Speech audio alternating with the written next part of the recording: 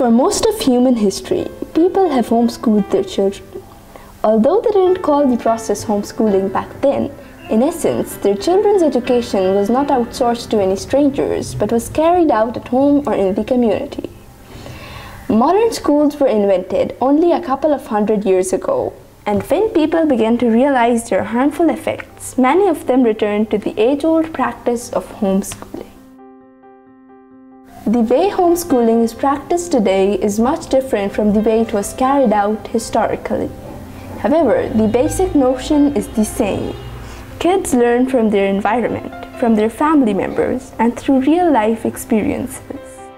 मैं 3 साल स्कूल गई हूँ और जब मैं स्कूल में थी तब भी मुझे होम स्कूलिंग का आइडिया अपील करता था, लेकिन जब मैंने होम स्कूलिंग शुरू की तो मुझे आइडिया हुआ कि होम स्कूलिंग बिल्कुल डिफरेंट होगी स्कूलिंग से, क्योंकि जब मैं स्कूल में थी तब मेरी एजुकेशन के लिए कोई टीचर जिम्मेदार था। अब मेरी एजुकेशन के लिए मैं खुद जिम्मेदार हूँ।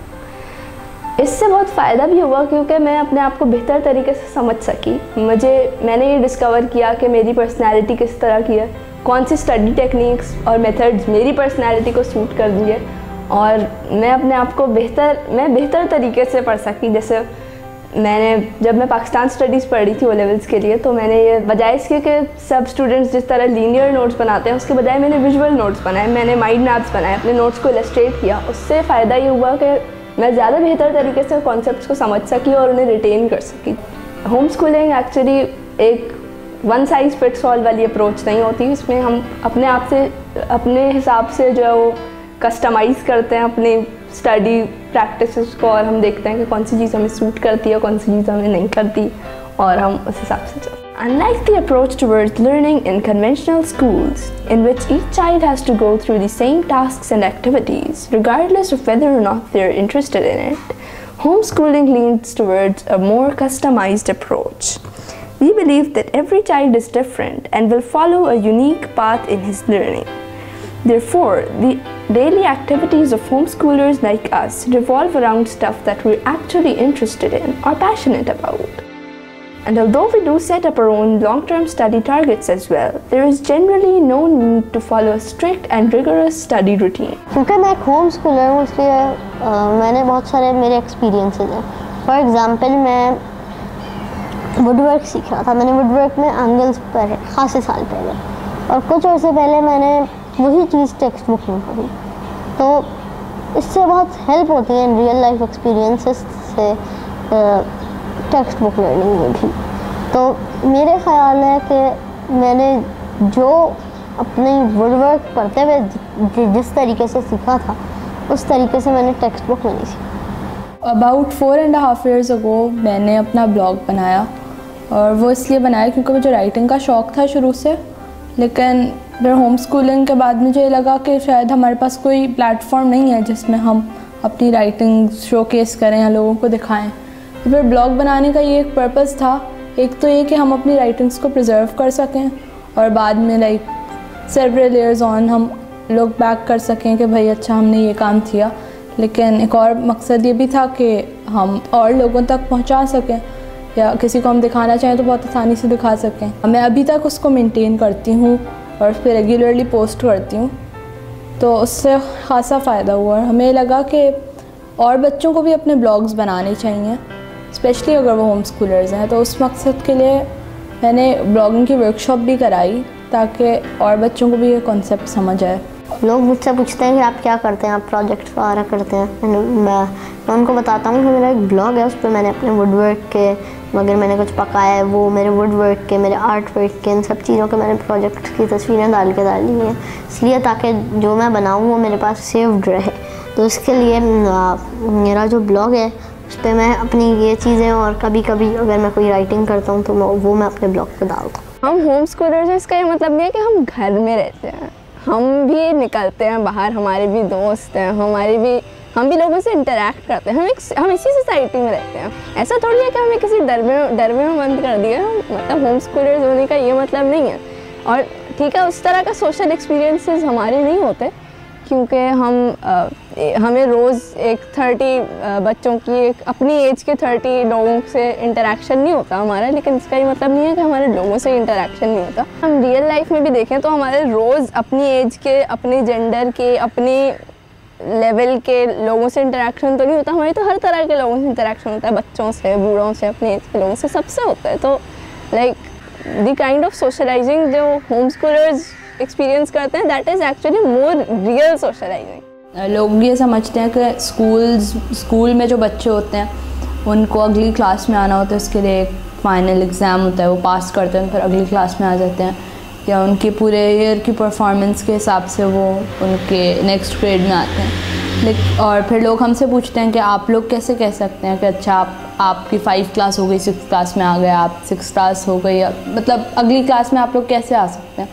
तो उसका ये सिंपल सा जवाब है कि हम लोग भी जो है वो जो भी हम बुक से पढ़ रहे होते हैं या जो भी हम काम कर रहे होते हैं वो भी यूजुअली किसी ग्रेड लेवल का ही होता है। अगर हम कोई टेक्स्ट बुक फॉलो कर रहे हैं तो वो किसी ग्रेड की ही टेक्स्ट बुक होगी ना। तो हम जब वो वाली टेक्स्ट बुक्स ख़त्म हो जाती हैं तो हम ये कह सकते हैं कि हमने कर ली ख़त्म सक्सेसफुली, तो अब हम अगली क्लास पे आ गए। और यूजुअली होम स्कूलर्स जो हैं वो स्कूल गोइंग बच्चों से ज़्यादा तेज़ी से कर लेते हैं वो सारे काम, तो इसलिए वो ज़्यादा जल्दी अपनी क्लासेस में आगे बढ़ सकते हैं।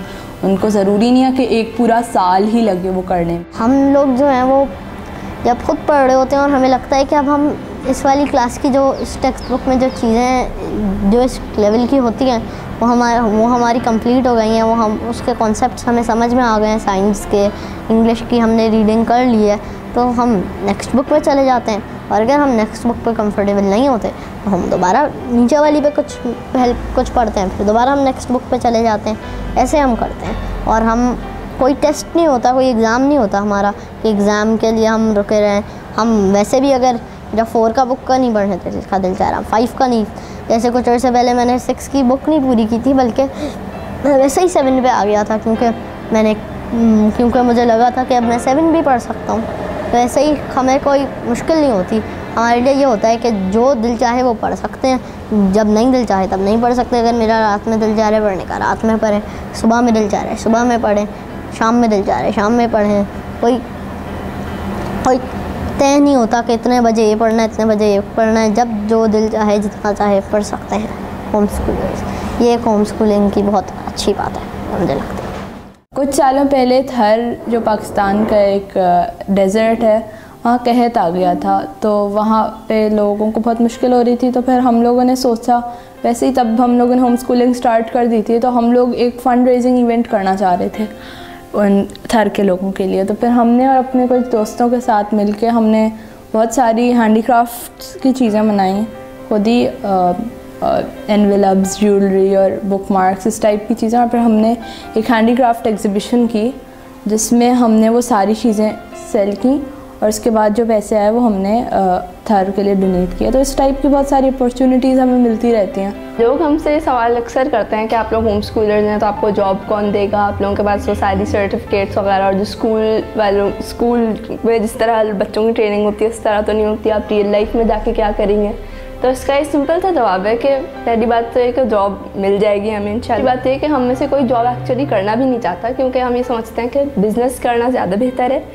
क्योंकि अगर आप एंटरप्रेन्योरशिप कर रहे होंगे तो आपके पास ज़्यादा टाइम होगा कि आप उस चीज़ पे फोकस कर सकें जो चीज़ एक्चुअली मैटर करती है लाइफ में। कमाना ज़िंदगी का मकसद नहीं है। अब कुछ अर्से पहले हमने सोचा कि हम एक बिज़नेस स्टार्ट करते हैं, इसमें इको फ्रेंडली क्ले की चीज़ें बनाई। फिर हमने अपना एक बिज़नेस स्टार्ट किया जिसके मैंने अकाउंट्स बनाए।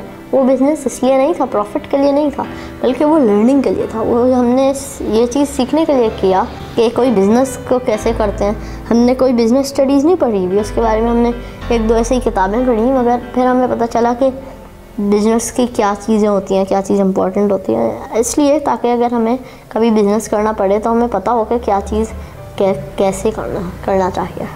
क्योंकि हम लोग स्कूल नहीं जाते, होम स्कूलर्स हैं, हमसे बहुत सारे लोग सवाल करते हैं और उसमें जो सबसे ज़्यादा अनोइंग सवाल लगता है वो ये है कि आप लोग पढ़ते कैसे हैं, पढ़ाई कैसे होती है, कौन पढ़ाता है, अम्मी पढ़ाती हैं, अब्बू पढ़ाते हैं। तो ये सबसे ज़्यादा अनोइंग सवाल लगता है, क्योंकि इससे ये लगता है कि भाई आप लोग खुद कैपेबल नहीं है पढ़ने के। तो हम खुद नहीं पढ़ सकते क्या? हम खुद भी पढ़ सकते हैं। हर बच्चा कैपेबल होता है कि वो अपनी लर्निंग का खुद जिम्मेदार हो।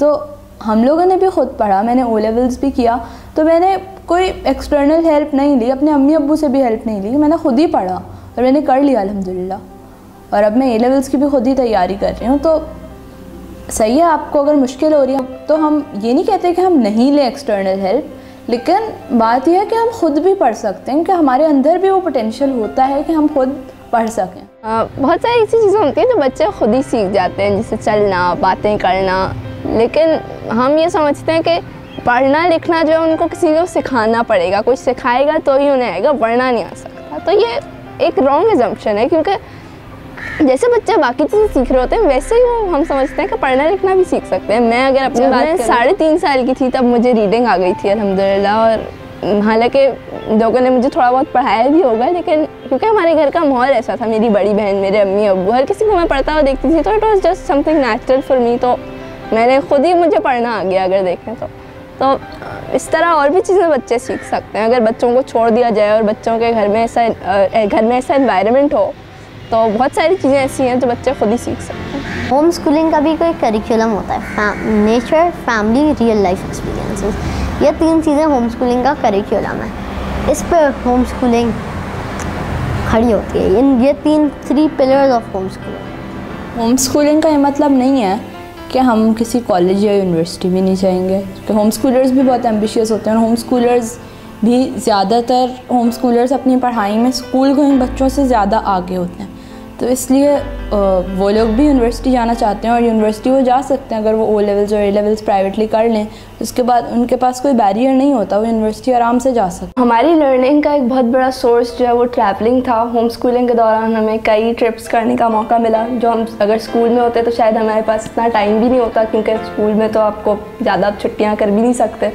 तो हमें बहुत ज़्यादा पाकिस्तान में भी, पाकिस्तान से बाहर कराची में भी और कराची से बाहर भी हमें बहुत सारा ट्रैवलिंग का मौका मिला और हमने बहुत सारे म्यूज़ियम्स देखे, हमने नेचर में टाइम स्पेंड किया, नेचर के साथ इंटरेक्ट किया, गांव देखे, पहाड़ देखे, सहरा देखे। तो इससे एक हमारी बहुत डिफरेंट लर्निंग हुई, जो अगर हम स्कूल में होते तो इस तरह नहीं हो पाती, क्योंकि स्कूल में तो एक तरह से मेनली जो लर्निंग हो रही होती है वो तो टेक्स्ट बुक से हो रही होती है। इस किस्म की एक्सपीरियंशियल लर्निंग का मौके तो बहुत कम मिलते हैं स्कूल में हमें। हमने खासी ट्रैवलिंग की है और 6 महीने पहले, 6-8 महीने पहले मेरे बाबा कहीं जा रहे थे, लाहौर और इस्लामाबाद, एक बिज़नेस ट्रिप पे। वो बाय रोड जा रहे थे और फिर मैंने बोला अपने बाबा से कि मुझे भी ले जाए। तो मैं अपने बाबा के साथ जब एक बिज़नेस ट्रिप पे गया तो मुझे पता चला कि बिज़नेस ट्रिप में क्या होता है, कैसे जाते हैं और हर चीज़ क्या प्लान होती है। मैं तो वरना पहले समझता था कि ट्रिप में तो ज़्यादातर तफरीह होती है, फिर मुझे पता चला अच्छा ट्रिप में तफरीह तो नहीं चल रही, ट्रिप में तो काम चल रहा है। तो मैं सोच रहा था यार ट्रिप पे जा रही हूँ, कितना मज़ा आएगा। मुझे मज़े से ज़्यादा मेरी लर्निंग, और वैसे भी और भी ट्रिप्स में मेरी लर्निंग तो होती है, मगर उस ट्रिप में मज़े के साथ साथ लर्निंग बहुत ज़्यादा हुई। वो मेरा ख्याल है मेरी पूरी लाइफ का सबसे ज़्यादा जिस ट्रिप में मैंने सबसे ज़्यादा लर्न किया वो ट्रिप था वो ट्रिप। कुछ लोगों को लगता है होम स्कूलिंग बहुत एक्सपेंसिव है, लेकिन ऐसा बिल्कुल भी नहीं है, क्योंकि जो अमाउंट पेरेंट्स अपने बच्चों को स्कूल भेजने में ख़र्च करते हैं उससे कम अमाउंट ख़र्च करते हो। बच्चों के लिए एक स्टडी स्पेस छोटी सी बना सकते हैं, उनको बुक्स ला के दे सकते हैं। बुक्स ये कंटिन्यूस हर थोड़े दिन पे थोड़ी बुक्स ख़रीदने में इतने पैसे खर्च नहीं होंगे जितने स्कूल जाने में या स्कूल के लिए, और उतनी एनर्जी, उतना टाइम इससे बहुत कम लगेगा। इसलिए होम स्कूलिंग कम एक्सपेंसिव है और उसके लॉन्ग टर्म में बहुत ज़्यादा फ़ायदे हैं।